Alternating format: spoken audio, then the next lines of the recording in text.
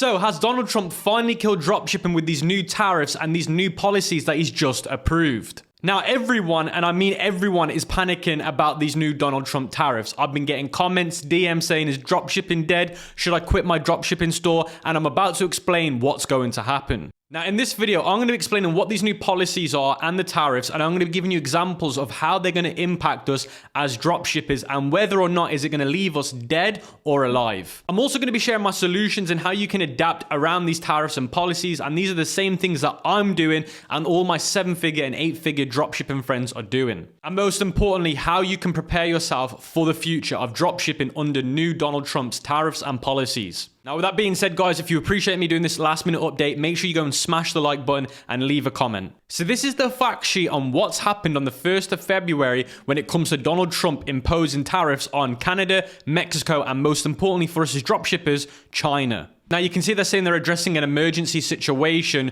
where President Donald Trump is implementing a 25% additional tariff on imports from Canada, Mexico, and a 10% additional tariff on imports from China. So basically, China is getting a 10% additional tariff on any imports. Now, the 10% tariff on China's imports wasn't the major issue with this new policy. There's actually another bit that I've missed out that's even more important than this 10% increase on tariffs. Now, before I get onto what the major concern is, let me give you an example of how this 10% tariff works. Now, let's say a USA-based online retailer, which is a dropshipper, importing phone cases from China, currently pays a 25% tariff from earlier trade actions.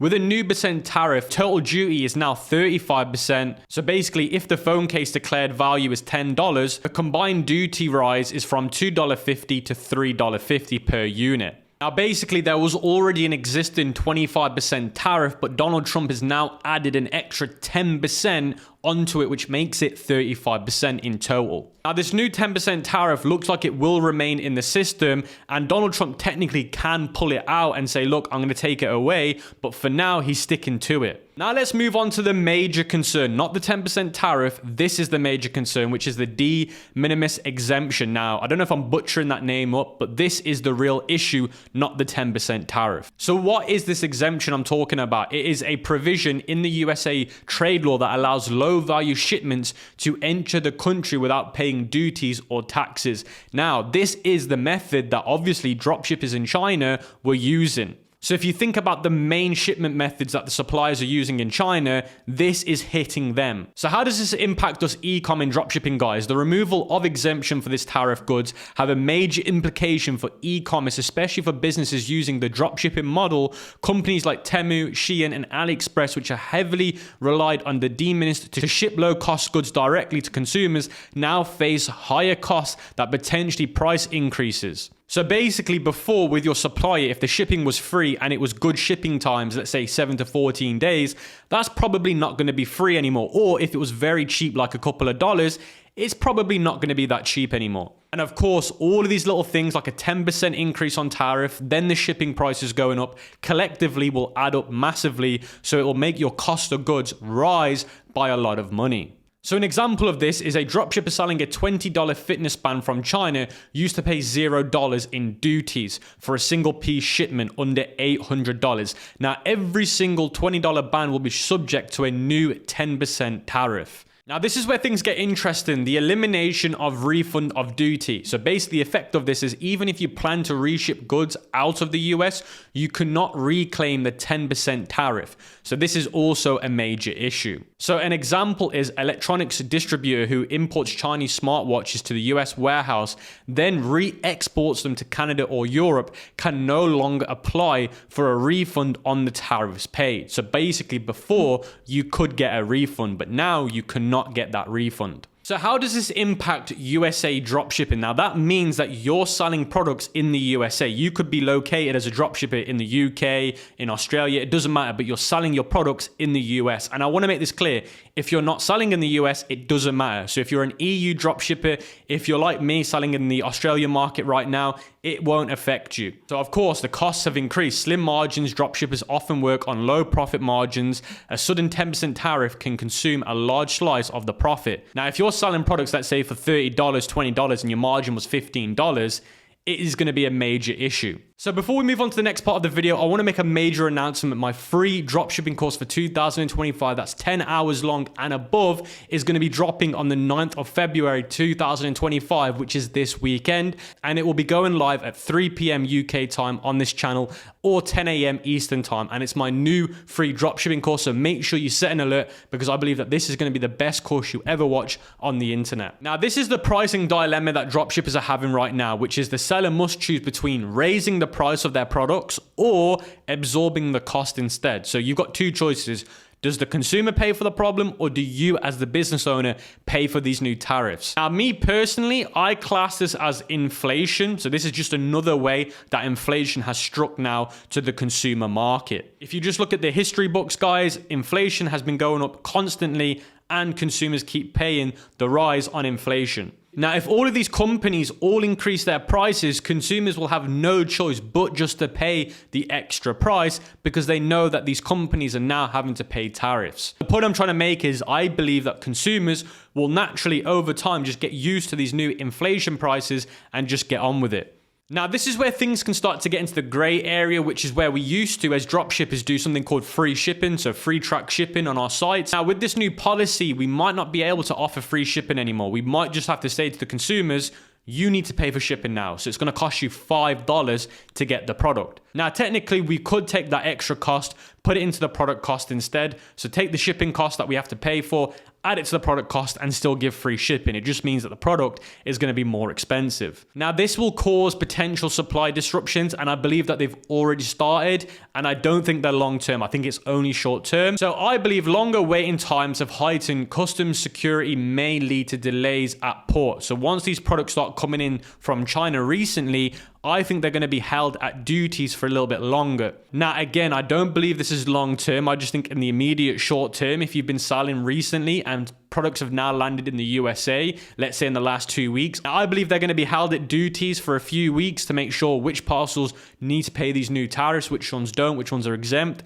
And also, is Trump really sure about these tariffs? He could pull them out. And this is something I want to make very clear. This subject right now is very hard to predict because at any moment he could either, change it or he could get rid of it. Now, these uncertainties will leave your Chinese suppliers a little bit hesitant when it comes to quoting you with shipping costs or quoting you with product costs. So what I would say is if you are working with a Chinese supplier right now, you need to reach out to them, explain the current situation and say to them, is my cost still the same? What's changing? Or they might have even added an update to their website. Now, if you're a dropshipper operating at a decent level or a high level and you've got loads of orders stuck at the USA border and your customers are panicking, just send them an email saying because of the recent issues, your order will get to you, but it might be delayed by a few weeks and there's nothing we can do about it. Now, the next thing that we need to think about is if you're operating at a decent level and you've got orders stuck at the border at duties, will you now have to pay those tariffs on those orders that you thought were the same cost that you were quoted when you shipped them out? If there is, you need to negotiate with your supplier and say, look,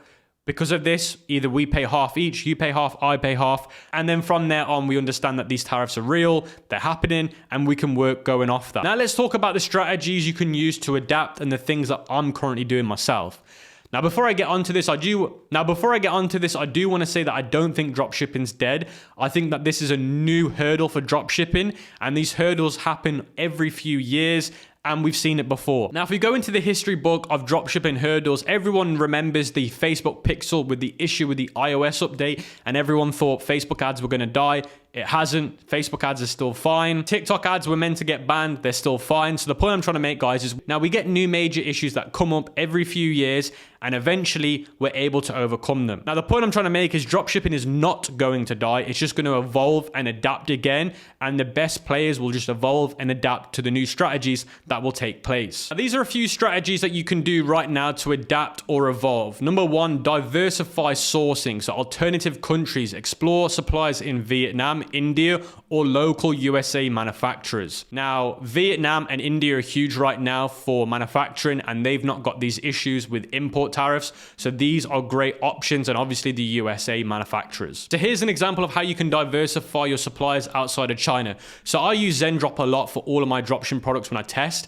Now, if you go to Zendrop, you can go where it says ships from anywhere to ships from the USA. And now you're going to see all of the dropshipping products that they have that ship from the USA. Now, you've also got another company called Spocket that are really good for USA and EU products. So you come here to USA and EU products, and then it's going to show you all of the dropshipping products that they have that are based in the EU or in the USA. And again, these are exempt from tariffs, so you'll be completely fine. Now, the only negative thing for using USA or EU suppliers like this is that the cost will be slightly higher than if you were to use China. Now, another supplier that you guys can use is AliDrop. So USA and EU suppliers for your dropshipping business, they're all on here as well. So I'm going to give you guys a full link in the cheat sheet that I'm using here of all the suppliers that I'd recommend that you use if you're looking for USA or EU suppliers that are outside of China. Now, you can still dropship from China, but you need to think more strategic. You selling low ticket products, in my opinion, is dead. That is technically dead. I would agree. Now, mid-tier or higher tier products is fine, because remember, with products that are mid-tier or high tier, your average order value is going to be a lot higher. Now, all the products that I'm selling from China into the US, they all have an average profit value of around about $50 to $70. Let's talk about looking ahead. So potential increases if the USA escalates further or China retaliates again, tariffs could climb above 10%. Now, there is obviously the alternative to that is if they work out a deal, it could drop to 5% or it could be 0. Now, there is an extended uncertainty. The National Emergency and IEEPA-based authority can last indefinitely. There is no fixed end date. Now, the future targets is to negotiate with Canada and Mexico remain in limbo. The EU is also mentioned as a possible target for a blanket of 10% tariffs. Even if you try and get an EU supplier, they could also get the 10% tariff. So really, no one but the USA in terms of tariffs are safe. Now, this is my conclusion and my best advice for you guys. The first thing is, stop panicking, stop worrying, stop looking at articles online and dwelling on them. There's a lot of FUD going around. You've just got to ignore the noise and focus on the facts. Yes, look at this as turbulence. If you're on a plane, there's turbulence. Yes, this is turbulence. It's short term. It won't last. Now, the great news is you've got loads of options. Number one, stop drop shipping to the USA. Loads of drop shippers like me are still doing 6 figures and 7 figures, selling to the German market, Netherlands, all of these amazing EU countries. People are doing 7 figures, 8 figures with them. And one of my new stores that's almost hit 7 figures selling in the Australian market. You don't have to sell in the USA. A lot of people are fooled to believe that's the only market you can sell to. There are loads of other markets out there that are just as good. Now, the second option that you've got is still dropship to the USA, but use a USA supplier. That way, you're not paying any issues with tariffs, but the costs of goods will slightly go up. Now, the third option you've got is still use Chinese suppliers. Expect some delays in the short term. Expect some price volatility in terms of shipping costs, product costs, but in the long term, it will eventually stabilize. And of course, in the short term, you are going to have to pay a little bit more money getting your products into the USA from China, which means focus on high ticket products or mid-tier products. Let's say you're selling products for $70, over $100 with higher margins. Avoid the cheap products from China if you're going to be selling to the US. And some more great advice I want to give you guys is just stay up to date with this topic. Don't follow the doom pages that try and tell you that it's all over. Follow pages that just give you the facts, because this topic keeps changing every week. I've made 3 updates on this in the last few months. It will keep changing. So just stay up to date, follow credible pages that I'll leave linked in the cheat sheet, and stay away from the FUDders and the doomsayers, because they will get you to believe that it's dead.